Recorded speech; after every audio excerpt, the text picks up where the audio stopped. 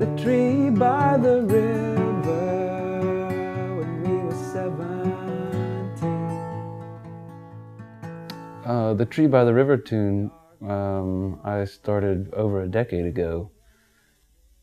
It's a major key kind of thing, but it took me a long time. Yeah, it took me a long time because you know, the first line, I had the first line in the melody and I liked it, so I kept that part and kept trying to do stuff.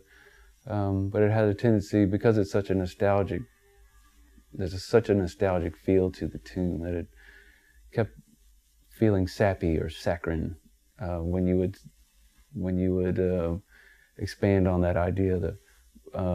The Marianne, do you remember the tree by the river when we were 17? And then he would say, you know, do you remember this and that? And it was really difficult to come up with things that didn't feel corny because they were only important to those two people. I recall the sun in our faces, stuck and leaning on graces, and being strangers to change.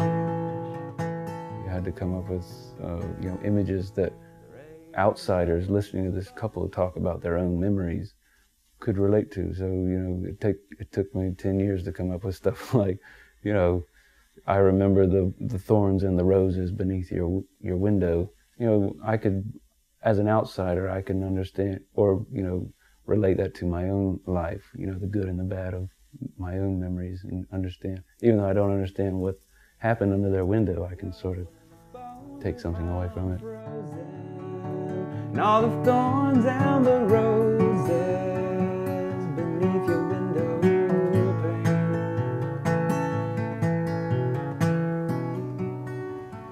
Now I'm asleep. I don't have like statements in the tune. You know, they don't really succeed or fail on whether I argue a point. I rarely have a point to make.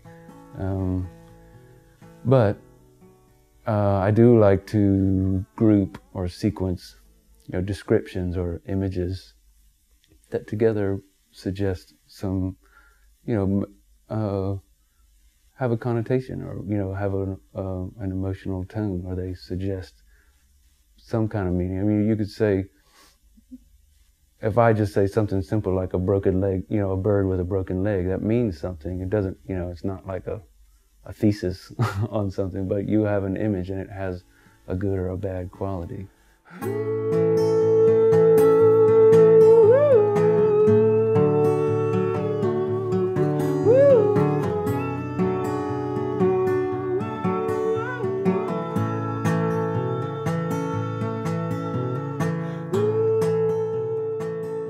Oh no, I knew very well what the specific thing that started that song.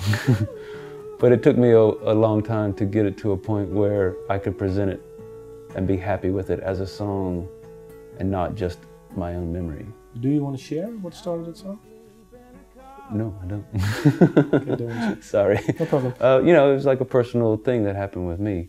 I mean, they're spread here and there in all the songs. You know, there's bits and pieces. But I don't think that should, you know, but my own personal memories, I don't make diary entry songs because that would be lame. You know, reading other people's diaries is not all that fun. It feels risque, but it's not very fun. It's usually very little of interest in people's diaries. But that said, I mean, writing songs is partially inspiration, and the majority of it is rewriting to a form that you can present. The dark canyon road, I was coy in the half moon, happy just to be with you, and you were happy for me. Took 10 years.